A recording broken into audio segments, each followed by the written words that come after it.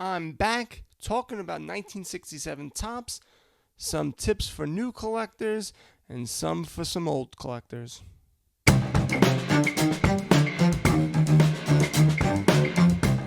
This is Dave, and welcome to the SVA Card Collectors Podcast. Before we get started, I wanted to talk to you about my Facebook live chat that will be happening tonight at 9 p.m.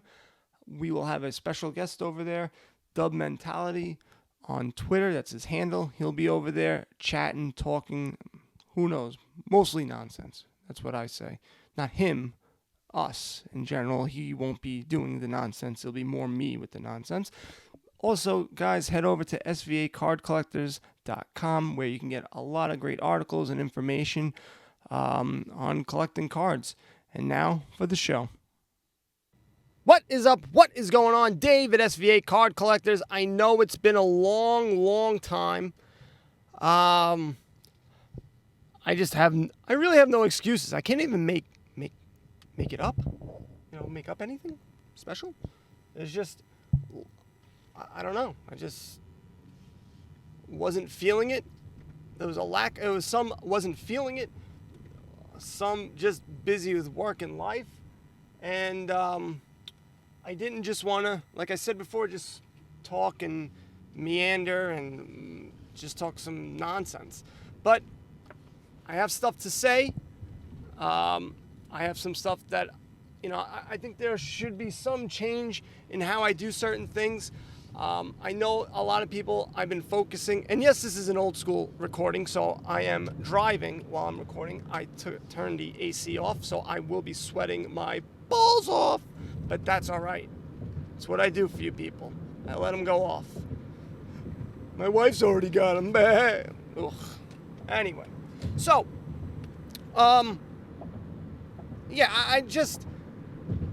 there's a lot of stuff going on. A lot of stuff with regards to sports, and I've been focusing a lot on flipping, but the whole point of this channel was for people to, learn about the sports collecting world as they were entering into it. There were people in their mid to late 30s, early 40s getting back into it, and they don't know what's going on. And there's been a lack of focus on that. And for that, I do apologize profusely. Oh, heaven forbid. All right, I'm putting the AC. I don't care. The sound quality, it is what it is. You just gotta suck it up, buttercup. You're gonna hear the cluck, cluck, cluck from the car. It is what it is. But I also want to talk about flips. I want to talk about vintage as well. I want to talk about a lot of things. So I'm going to hit a lot of topics. I'm not going to spend an exorbitant amount of time on each because, to be honest with you, who the hell really wants to hear about that? Do you want to hear an hour-long dissertation of the 1954 Topps sports cards? No. Baseball cards. I don't know why sports cards. Baseball cards? No. No one does. No one wants to hear it. As a cop zooms right past me as I'm holding this stupid mic. Guy must think I'm crazy. Besides the point. So, wanted to start off with Tom Seaver had passed away. So I wanted to dive in very, very briefly on the 1967 Topps set. I know Lou Brock died as well, but he died after, and I already started it. So Lou Brock's rookie card is 1962 Topps, and those are the wooden border cards. I'm not that big of a fan of that set, to be honest with you, but they are pretty condition sensitive just because of that. So we're going to go with the 1967 set. Now, if you read, a lot of the information I'm getting is the cardboard connection, and so you can just read it there. But I remember as a kid, I really liked this set. It was, I didn't realize everyone said, oh, this is considered one of the best looking, sets. They do look really nice. The only thing is Mickey Mantle looks terrible. It's probably one of his worst cards because it's just like his big fat face on a green background, and it's just like he's just like, hey, what's going on, guys? It's not very flattering. But there's a lot of other cards where the pictures look real nice. Now, Tom Seaver's rookie card is 1967. Also, Hall of Famer Rod Carew, who's Jewish, but he converted. That's what Adam Sandler said. I have no idea if that's the case or not. I have no clue. But anyway, so it is a 609 card set. It is a massive set to collect. There's also some errors and misprints and stuff like that that add to that master set that people love to go after. Some people don't. Some people just want to get, one card of each. And you can go on eBay. You can go on Sports Lot. I don't know about Sports Lots, but you can find also auction houses where you can get a lot of these cards graded and ungraded. I would say about this, you can probably buy them relatively, cheaply. English, David, English. It does have Mickey Mantle, has Hank Aaron, has Bob Clemente. I don't know if I said Willie Mays. You have Rose, you got Robinson, Brooks Robinson. You got a lot of the main, players in there.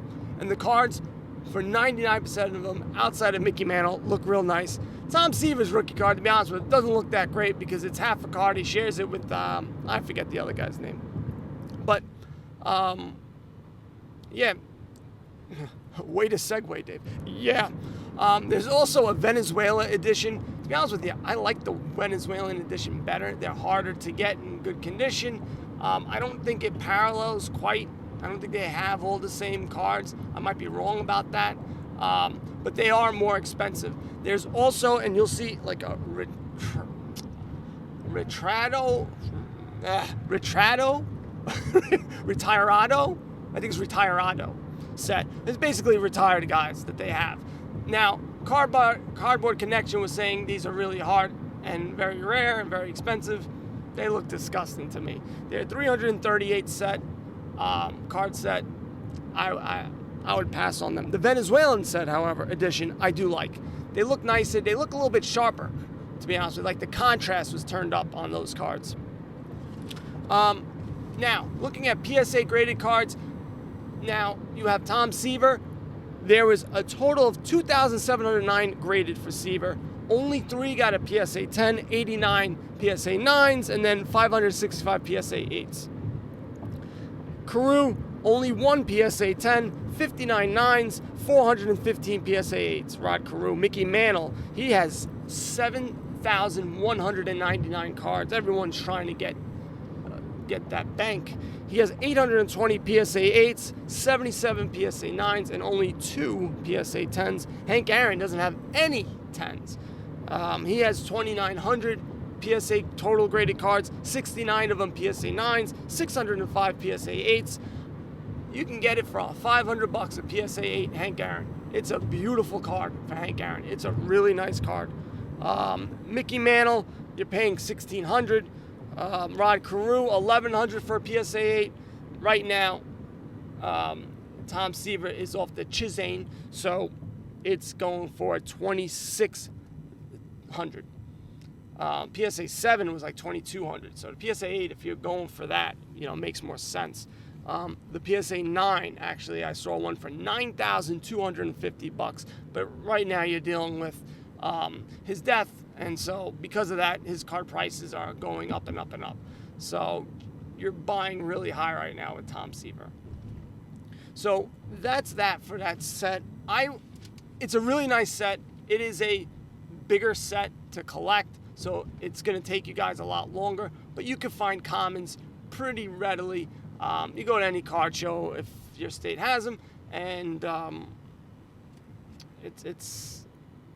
you can get it. You can get them. It's not hard. And it's weird because I remember when I was a kid, when I saw the old cards, I was like, oh, wow, those are even if it was a common, I was like, that's too crazy for me. I can't get that. They're too expensive to get them all. But they're really not. And especially if you buy them in lots and, in bulk, you can get it. Before I continue, I wanted to thank Starstock for supporting me and for advertising and, showing support for the show. They no longer will be doing it. No reason. I think they're just done. But I love their platform. I think it will continue to grow, and I think it will eventually get to the point where ComC is at, and it will do other things as well. So I'm looking forward to that. So I just wanted to give them that little shout out. Dave's shout out brought to you by no one, because no one is advertising now. So now, people starting out, you're getting back in, you see like 50,000 sets of cards. I know it's a little bit different in this year of the COVID, or the Wuhan flu, as some people like to say, or the China flu. Anyway, so they're going to see, still, you get tons of these sets, and everyone goes, I don't know which one to get. I don't know which one to buy. Now, you can just be the jerk and go, it's whatever you like. That's what's great about collecting. It's if you love the way it looks, just go collect it.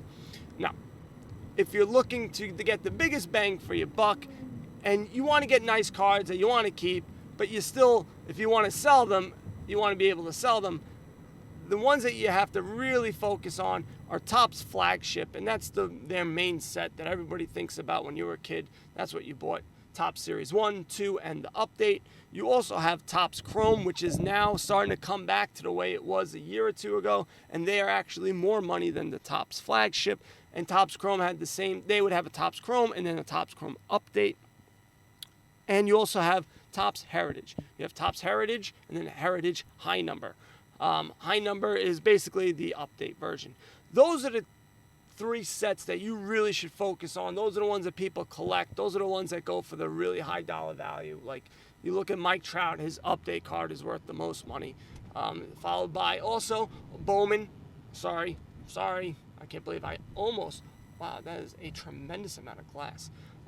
Bowman is also, if not the number one thing to buy. I don't know how the hell I missed that. Bowman is the one because everyone collects the first edition cards. They make it simple for you. It says it on the top right, the first card of a player. That's worth the most money. And that's typically where you're going to get your biggest bang for your buck. Now, I saw someone had asked a question about what's the cheapest way to buy cards.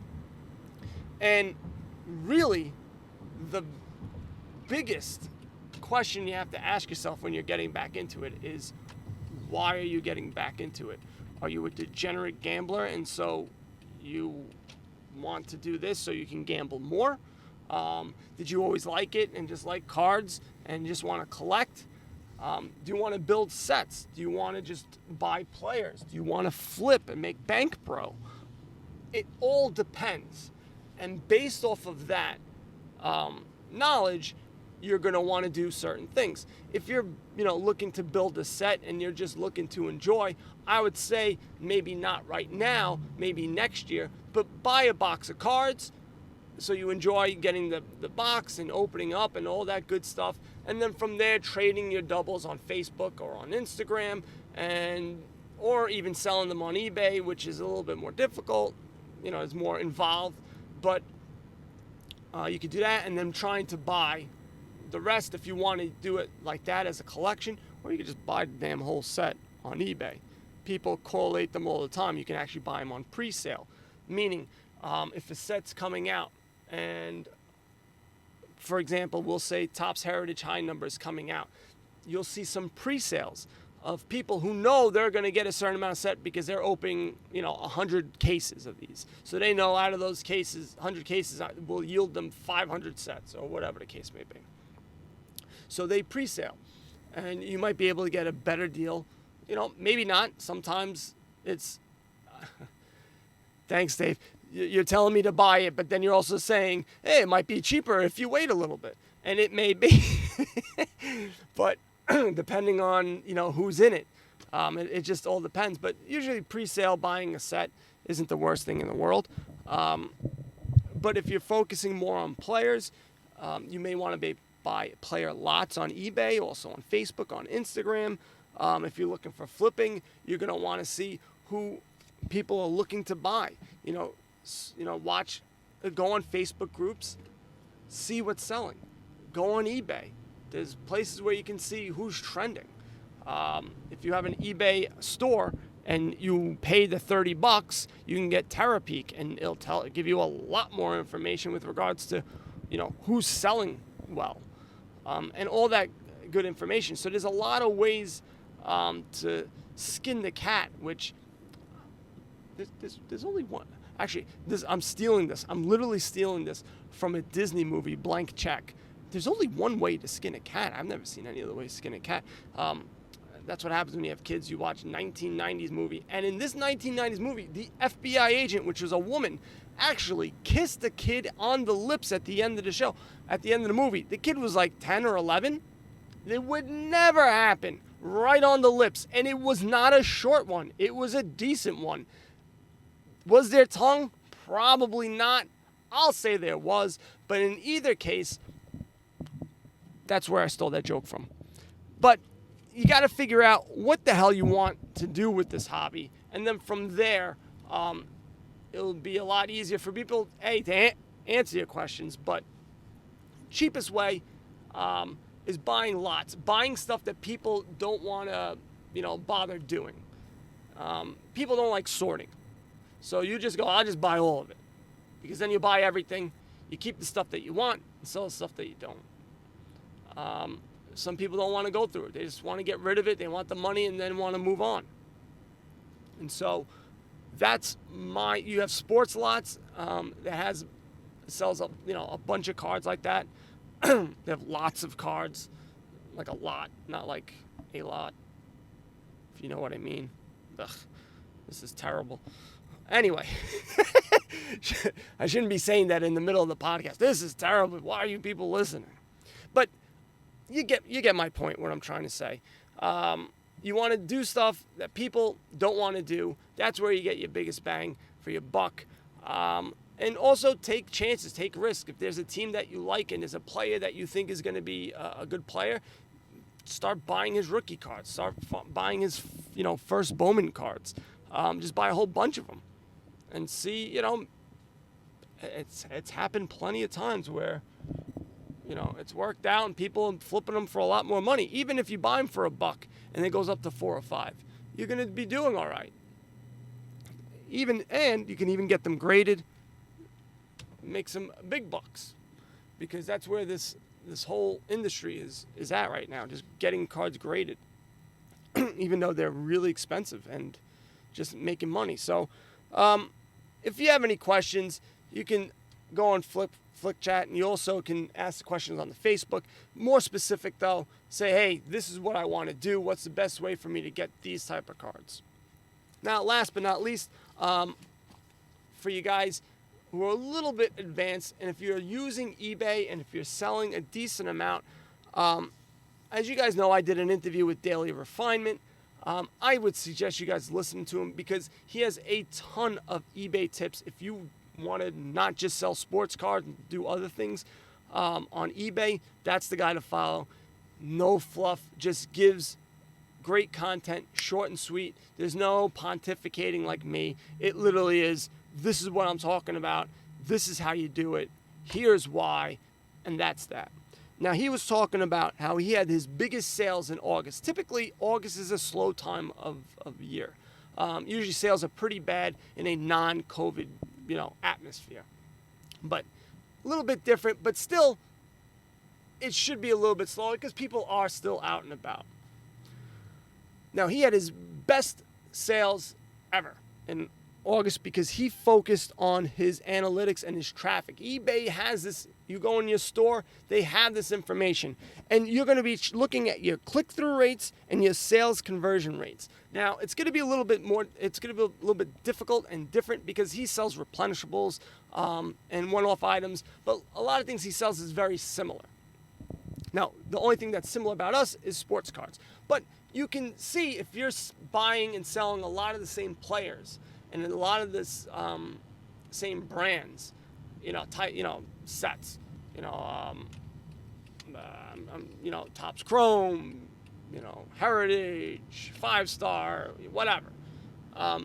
You should be able to see what is doing better and what is doing worse. And you should be able to see, hey, man, my click-through rate, everyone loves these cards, and I tend to sell through these particular cards pretty quickly. And you should be able to tell what's selling well and what's not. If you have a card that's been clicked through 1 billion times but no one's buying, that means there's something wrong. There's a mistake that you made. Either it's the picture sucks, either your description sucks, or your price sucks. Something sucks. So you need to go back and look at your listings and see what you need to do to change it. Now, he was saying a click-through rate of 1% and a sales conversion rate of 2% is what you're shooting for. I don't know on baseball cards. I don't want to say that's what you should be shooting for, but that's what he was saying. But since he started focusing on that, it has made a tremendous difference in the sales and how well he's doing in his eBay store. So if you're really trying to make a push on your eBay store, take a look at that stuff. Notice, hey, are people, I'm going to stop by saying, you can play around. You should be playing around with stuff. Everyone has the, straight up picture of the card. Now, if you are not selling tens of thousands of cards, you can do this. If you're a smaller seller, you can do this. I would play around with my front picture. Maybe have a different angle. Still show the card. I hate when they just show like a top. They only give you two pictures and one you really can't tell if it's centered correctly. Always give that card, but maybe the main card that people see, maybe try something different. Maybe that will entice people. Maybe your descriptions have to be a little bit better. Maybe your title, your pricing. Maybe you're just pricing everything too high because you're just worried that the card's just going to keep going up instead of focusing on getting that sale and moving on to the next thing. Bunch of different stuff that it could be, bunch of different variables. So you can test stuff and you can see how well it works or doesn't work. That's what you should be doing in your eBay store. If stuff is selling well, keep doing that. Don't change. Keep selling. If you do something different with that main picture and all of a sudden people are clicking on it more and you're priced right and it's selling, then hey, maybe I should start doing that. Just food for thought. I think it's something that you guys can learn, that it definitely will help. I guarantee you that. If you look at your analytics and your traffic on your eBay store, you're going to notice stuff. You can even do that on Instagram. Low key. I would put stuff, not low key, but like it's going to be a little bit more difficult. But I think if you have like a business account on your Instagram, you can see what people are clicking on. Maybe do videos so you can see how many views you get. Maybe putting it in your stories so you see who can, see who saw it. And then test, hey, is a picture of a card, does that do well?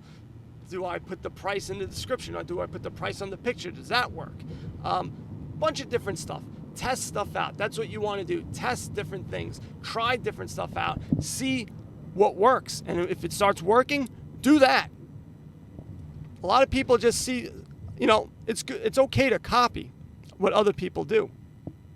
But if they don't know what they're doing and you're just copying because you saw somebody do it, you'll be wasting your time. Test. Try it out. If it works, keep doing it. If not, move on to something else. Steal someone else's, ideas. Try something different. Maybe get some, girl like that's half naked. Maybe get some guy that's half naked. Just try it. Can't help. Can't hurt. Well, could hurt, but you know what I mean. You get what I'm saying. All right, guys. I'm about done. I'm wrapping it up. SVAcardcollectors.com. Download the FlickChat app. You guys know what to do. Buy some cards, go broke. Later.